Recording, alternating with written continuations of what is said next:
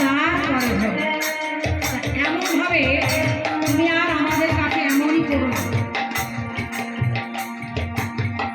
পরপুরুষের পবন যদি আমাদের গায়ে লাগে তথাপি আমরা স্নান না করে ঘরে যাই না। তুমি তো পরপুরুষ, তা আমাদের কাছে এসো না। মায়েরা আগেকার যুগের লোক কি করতো, মায়েরা বড় করে ঘন্টা দিত, বড় করে ঘন্টা দিত। আর পরপুরুষদের তো আরো বেশি ঘন্টা দিত, মুখ দেখতো না।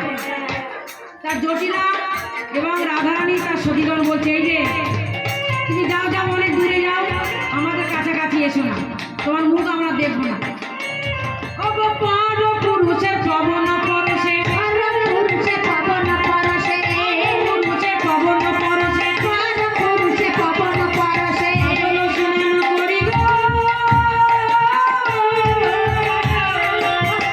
পরপুরুষের পবন পরশে, পরপুরাল করি গো।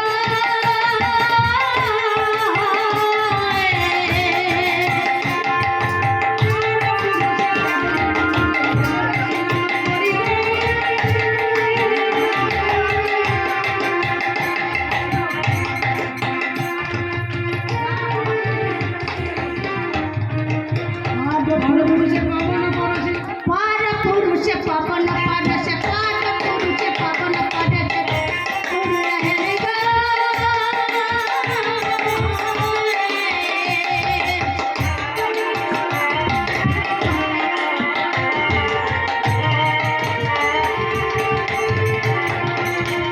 পরপুরুষের পবন পরশে সজল স্নান করবে। হ্যাঁ, পরপুরুষের বাতাস যদি আমাদের গায়ে লাগে তথাপি আমরা স্নান না করে ঘরে যাই না। আর তুমি কোথাকার বাপি হে, তুমি আমাদের কাছে এসেছো, আবার আমাদের গায়ে হাত দিতে যাও, যাও বলছি এখান থেকে সরে যাও, সরে যাও এখান থেকে। বারবার বলা সত্ত্বেও কৃষ্ণ বলছে তা দেখো, তুমি যদি না কথা শোনো তাহলে তোমাকে কি করবে জানো, আমাদের কাছে যে ঘোল আছে না, ঘোল তোমার মাথায় ঢেলে দেবো, ঘোল তোমার মাথায় ঢেলে দেবো। হ্যাঁ, আর তোমাকে যেতে দেবো না, কিন্তু এখানে তোমাকে আস্তে পিষ্টে বেঁধে রেখে দেবো, আস্তে পিষ্টে বেঁধে রেখে দেবো, যেতে দেবো না। অমন করো না ধ্বনি, অমন করো না, আমাকে ছেড়ে দাও, আমাকে একটু লবণী খেতে দাও, আমি এক্ষুনি চলে যাবো। বলছে আরে বাবা, ও মা, দানি যদি হতে হয়, ওই যে বললাম যে দানি, তার দানি যদি হতে হয় তাহলে দানির কর্তব্য কি, দানির কর্তব্য কি, দানির কর্তব্য কি, দান নেওয়া না দান দেওয়া? হ্যাঁ, মায়েরা কথা বলছে, বুঝতে পারছেন না। দানির কর্তব্য কি, দান নেওয়া না দেওয়া? দেওয়া, দান গ্রহণ করা। কোন দান, কোন দান গো? জীবন যৌবন মনোপ্রাণ এই মোর করদান, আমি এছাড়া আর কিছু চাই না তোমাদের কাছে। ধৃত দধি মাখন ছানা কিচ্ছু চাই না, মানে এই আমাদের দান দাও। নলিতা বিশাখা বলছে, এই যে শোনো, পাটটা দেখো, পাটটা। তুমি যদি দানি হও তাহলে এখানে বসে বসে তো তুমি বলছো আমি দানি, আমি দানি, আমি দানি।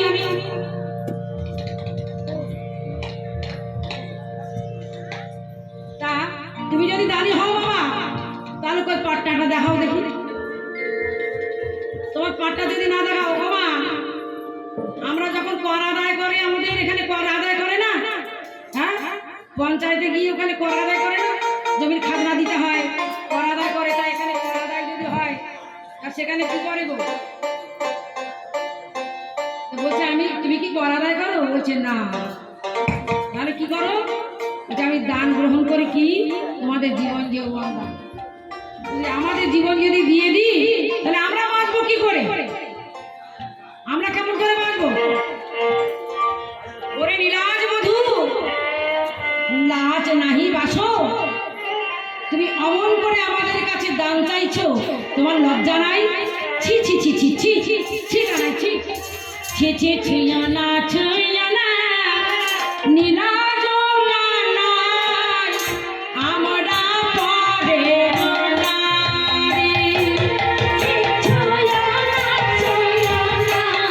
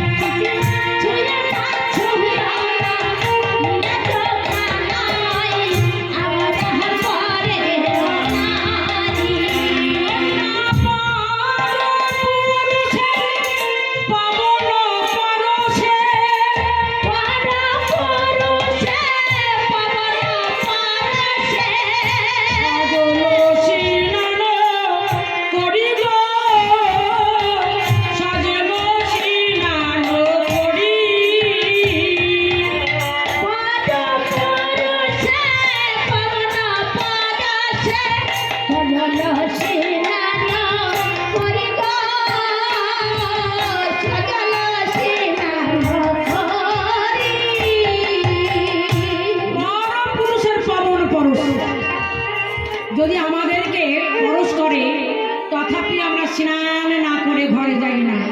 হ্যাঁ, পরপুরুষের পবন যদি পরশ করে আমরা তখনই স্নান করি, তারপরে ঘরে যাই।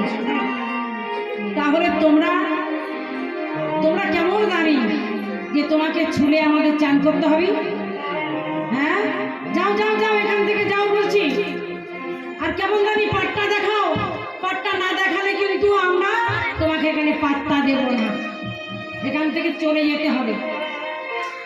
তখন দানি বলছে, ওরে বাপ রে বাপ, এত বড় সাহস, এত বড় স্পর্ধা যে পাট্টা দেখাতে হবে, নইলে আমার স্থান নয় এখানে। তোমরা কারা? তোমরা কারা গো? কার গর্বে এত গর্বিনী? হ্যাঁ, তোমরা তো আমার গর্বে গর্বিনী। ও মায়েরা, আমরা রাজার রাজত্বে বাস করছি বটে, কিন্তু আমরা রাজাকে সম্মান দিচ্ছি না, তাই না? রাজার রাজত্বে বাস করছি, কার রাজত্বে বাস করছি? আমরা কৃষ্ণের ঘরে বাস করছি, কৃষ্ণকে আমরা সম্মান দিচ্ছি না। এই ধরনের কৃষ্ণ মিস্ত্রির বাসায় আমরা বাস করছি, তার বৌদি, দাদা, ভাই, বোন সবাই বাস করছি, কিন্তু কৃষ্ণদাকে কেউ সম্মান দিচ্ছে না। তা আজ এখানে আমার কৃষ্ণের কাছে, ভগবানের কাছে, গোবিন্দের কাছে আমরা তার রাজত্বে বাস করছি, কিন্তু তাকে আমরা ভালোবাসছি না, আদর করছি না, তাকে দূর দূর করছি। তাই বলছে, ভগবান বললেন কি, বৈষ্ণব কবি বলেছেন, জীবনং কৃষ্ণ ভক্তস্য বরং পঞ্চাদীন নিচরতি কল্প সহস্রাণি ভক্তিহীনং চ কেশবে। অর্থাৎ কৃষ্ণ ভক্ত হয়ে যদি আমরা 5 দিন বাঁচি, তাহলে আমাদের জীবনে যেন ধন্য। কিন্তু কৃষ্ণ ভক্ত না হয়ে যদি আমরা 100 বছর বাঁচি, তাহলে আমাদের বাঁচার চাইতে মরণ ভালো, বাঁচার চাইতে মরণ ভালো, বাঁচার চাইতে মরণ ভালো, যেতে কি ফল ভালো, বাঁচার চাইতে মরণ ভালো, যেতে বাঁচা ফল ভালো, বাঁচার চেয়ে মরণ ভালো, চাইতে মরণ ভালো। আমাদের দাম কি আছে বাবা? আমাদের দাম কিছু আছে? এই জীবনে দাম আছে? কিচ্ছু নাই। আমরা যদি ভজন সাধন না করলাম, আমরা তো ত্রিতাপ জ্বালায় ভুগছি। ত্রিতাপ জ্বালায় আমরা ভুগছি না? ত্রিতাপ জ্বালা কি গো বাবা? ত্রিতাপ জ্বালা আধ্যাত্মিক, আদি ভৌতিক, আদি দৈবিক। আধ্যাত্মিক, আদি ভৌতিক, আদি দৈবিক ত্রিতাপ জ্বালা। তা আধ্যাত্মিক জ্বালা কি কি? দেহের জ্বালাকে বলা হয় আধ্যাত্মিক। আমাদের রোগ শোক, জরা মৃত্যু, এদেরকে বলছে আধ্যাত্মিক। আদি ভৌতিক কি? পঞ্চভৌতিক জ্বালাকে বলছে আদি ভৌতিক। সেটা আবার কি গো বাবা? সেটা কি? ক্ষিতিয়ত্তেষ মরুদ্বম জাতি বিদ্যা মহতং চ রূপ যৌবনমেব চ অতি যত্নেন পরিবর্জয়েৎ পঞ্চভক্তি কণ্টকা। এই 5টি কাঁটা আছে আমাদের দেহের মধ্যে। সে কাঁটাগুলিকে দেখা যায় না, তবে দেখা যায় যদি আমরা ধরার মতো, আমরা যদি মন দিয়ে ধরি, তাহলে আমরা দেখতে পাই বা ধরতে পারি। কি সেগুলি? সে 5টি কাঁটা কি কি? জাতি বিদ্যা মহতং চ রূপ যৌবনমেব চ অতি যত্নেন পরিবর্জয়েৎ। এই পঞ্চভক্তি কণ্টকা। জাতি কি? আমি বড় জাতি, আমি ব্রাহ্মণ জাতি, আমি সবার উপরের জাত, আমার মতো বড় জাত আর কেউ নাই। অনেক আছে না? আমি রূপবতী, আমার চাইতে রূপবতী আর কেউ নাই। আমি বিশাল সুন্দরী, বড় সুন্দরী, আমার চাইতে সুন্দরী বাবা আর কেউ নাই। এইরকম অভিমান থাকলে ভগবত কৃপা লাভ হয় না। তা কি বললেন? যে জাতি বিদ্যান, আমি বড় বিদ্যান, বড় মাস্টার, শিক্ষক, আমি প্রফেসর, এই যে অভিমান যদি থাকে ভগবত কৃপা লাভ হয় না।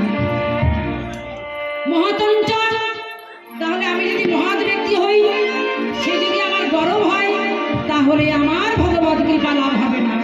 তবে ভগবান বলেছে, তাহলে কি করে ভগবত কৃপা লাভ হবে?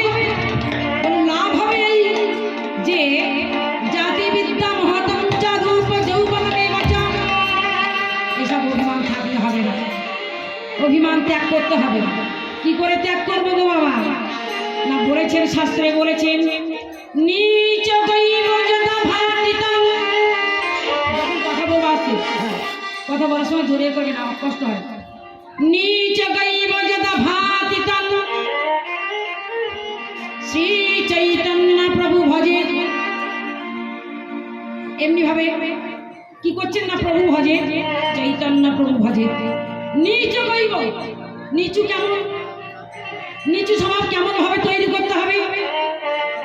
ও মায়েরা একটুখানি লক্ষ্য করবেন, রাস্তার পাশে ঘাসগুলি কেমন হবে নেতিয়ে আছে, তার উপর দিয়ে যখন আমরা মারিয়ে যাই, ঘাসগুলি কোনো কথা বলতে পারে না, উ বেদনা অনুভব করে কিন্তু কথা বলতে পারে না, কারণ বাক শক্তি নাই, তাই কথা বলতে পারে না। পদকার কলম দিলেন চৈতন্য চরিতামৃতে, ত্রিনাদপি সুনিচেন তরণীব শৈশিনা আমানি রং মানং দেহি কীর্তনিয়া সদা হরি।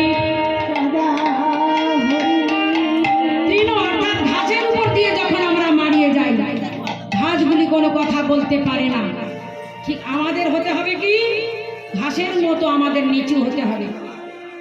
তারপরে বলছে অমানিনা না শিখিলে, অমানিনা না হলে পরে, মানে একটা বৃক্ষকে যখন আঘাত করি, ওই আঘাত করার পরে বৃক্ষটা অনুভব করে, ব্যথা অনুভব করে, কিন্তু কথা বলতে পারে না। কাটারি দ্বারা আমরা বড় বড় শীষ গাছকে কাটছি না, কেটে কি করি না, জ্বালানি হিসেবে আমরা তাকে ব্যবহার করি। তা কি বলছে না, ওই কাটারি দিয়ে যেমন গাছটাকে কাটি, কথা বলতে পারে না, ঠিক তদরূপ আমাদের হতে হবে। তৃণ অপেক্ষা আমাদের ছোট হতে হবে, বৃক্ষের নিকট আমাদের সহিষ্ণুতা শিখিতে হবে। অমানিনা না হলে পরে ভগবত কৃপা লাভ হয় না, ভগবত কৃপা লাভ হয় না। তার জাতিবিদ্যা মহতঞ্চ রূপ যৌবনে বাঁচা, সব ত্যাগ করতে হবে। করে আমাদের কি করতে হবে? নাম জপতে হবে। নাম, নাম ছাড়া আমাদের কলিকালে কিচ্ছু নাই। ও গো নাম ভজ, নাম চিন্তন, নাম করো সার, নাম ভজ নাম চিন্ত নাম করো সার, নাম ভজ নাম চিন্ত নাম করো সার।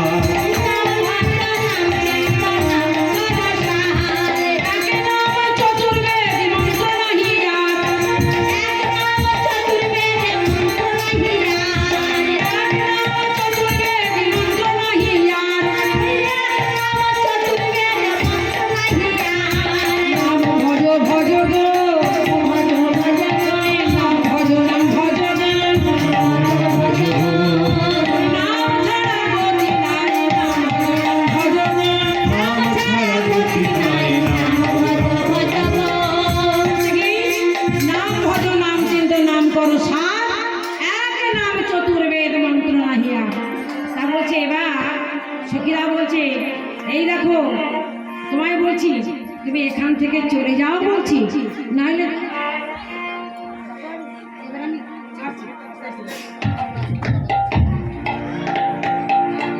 পথ ছাড়ো কি রঙ্গ করো,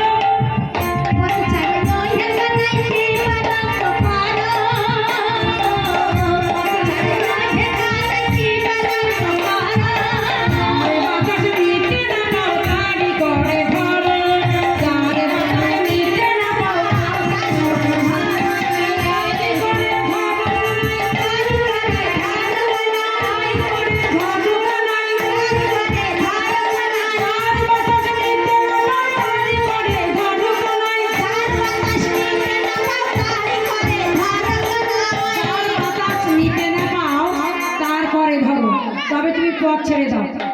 বলছে ও মহারানী, আস্তে আস্তে, হ্যাঁ বলছি এই যে